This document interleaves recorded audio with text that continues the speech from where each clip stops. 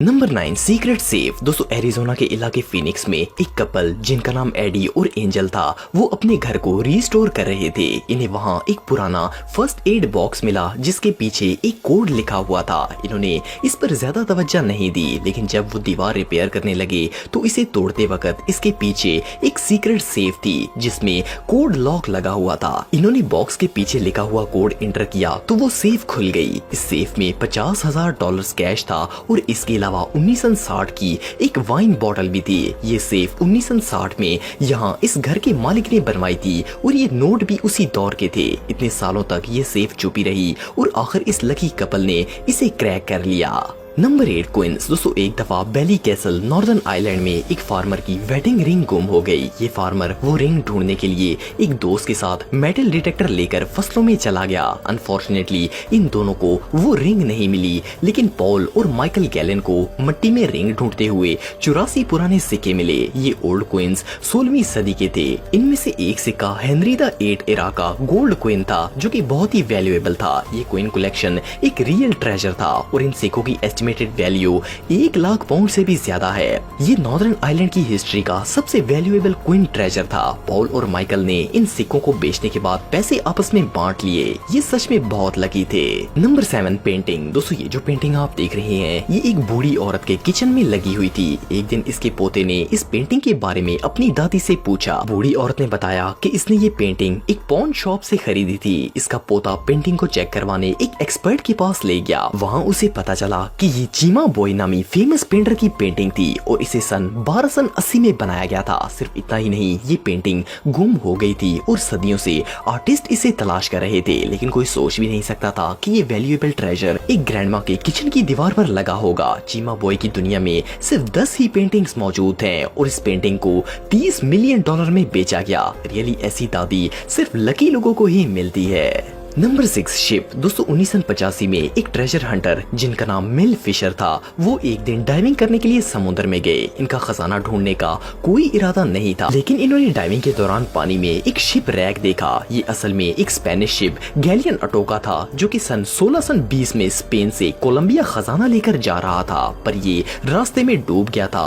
और किसी को इसकी लोकेशन पता नहीं थी। Luckily by chance Mel Fisher ने इसे ढूंढ लिया। इस शिप में 40 टन सोना चांदी, 1,14,000 सिक्के, बहुत से आर्टिफैक्ट्स और अनकट डायमंड्स भी मौजूद थे। इस शिप से रिकवर होने वाले ट्रेजर की वैल्यू $450 मिलियन से ज्यादा थी। ये अटोका ट्रेजर इंसानी तारीख के सबसे वैल्यूएबल खजानों में से एक था। नंबर 5। दोस्तों ये जो पुरानी स्वेटर आप देख रहे हैं शायद इसे कोई फ्री में भी नहीं लेना चाहेगा, पर एक शख्स ने इसे एक थ्रिफ्ट स्टोर से सिर्फ 58 सेंट में खरीदा था। जब ये इस स्वेटर को लेकर घर आया तो इसने देखा कि स्वेटर पर लोम्बार्डी नाम लिखा हुआ था। लोम्बार्डी 1950 के दौर के सबसे फेमस फुटबॉल कोच थे। इस शख्स ने इंटरनेट पर जब सर्च किया तो इसे 1950 की एक तस्वीर भी मिली जिसमें लोम्बार्डी ने ये स्वेटर पहनी हुई थी। इसने फॉरेन एक्सपर्ट्स को ये स्वेटर दिखाई और कंफर्म हो गया कि ये रियल है। चंद दिनों बाद एक ऑक्शन में इसने ये 58 सेंट्स की स्वेटर $42,000 में बेच दी। ये सच में बहुत लकी था।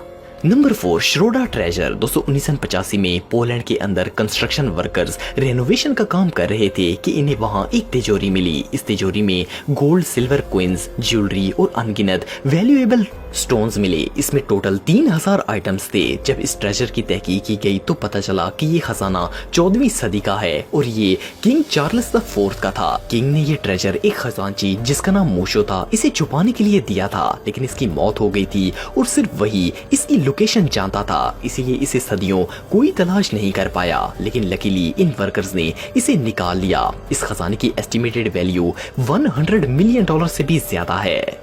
Number 3 old bank. दोस्तों अक्सर ऐसा होता है कि दुनिया के कई बैंक्स दिवालिया हो जाते हैं तो इन बैंक्स को बंद कर दिया जाता है, लेकिन हर बैंक में सेफ डिपॉजिट होते हैं। कुछ लोग तो अपने सेफ डिपॉजिट से अपनी कीमती चीजें ले जाते हैं, लेकिन कुछ ऐसे भी होते हैं जो कि इन्हें रीओपन करने के लिए जिंदा ही नहीं होते। 2011 में जेमी ओलिवर जो कि एक शेफ थे, इन्होंने मैनचेस्टर इंग्लैंड में एक बिल्डिंग खरीदी जो कि पहले एक बैंक हुआ करता था। इन्होंने वहाँ एक रेस्टोरेंट बनाना था। जब इसकी रेनोवेशन का काम चल रहा था तो इन्हें लॉकर के पीछे कुछ ऐसे सेफ बॉक्सेस मिले जो कि ओपन नहीं किए गए थे। जब इन बॉक्सेस को खोला गया तो इन तमाम बॉक्सेस में ढेर सारी कीमती चीजें मिली जिनमें गोल्ड, कैश, ज्वेलरी और वैल्यूएबल गुड्स थी। इन तमाम चीजों की कीमत 1 मिलियन पाउंड से भी ज्यादा थी।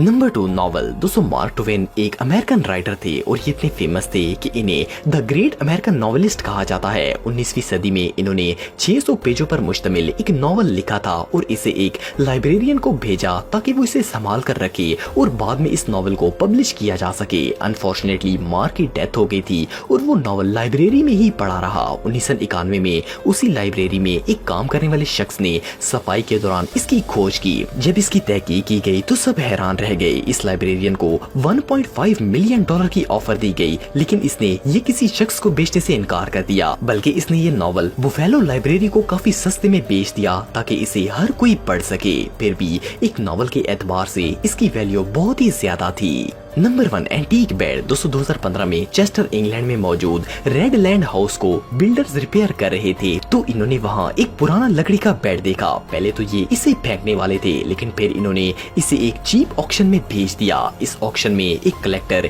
इयॉन कॉल्सन ने इसे खरीद लिया और इसके लिए 2000 पाउंड पे किए। इयॉन ने जब ये बेड एक्सपर्ट्स को चेक करवाया तो पता चला कि ये किंग हेनरी VII का था, जिन्होंने सन 1457 से 1503 तक इंग्लैंड पर हुकूमत की थी। ये बेड बहुत ही वैल्यूएबल था और इसकी एस्टिमेटेड वैल्यू 20 मिलियन से भी ज्यादा है।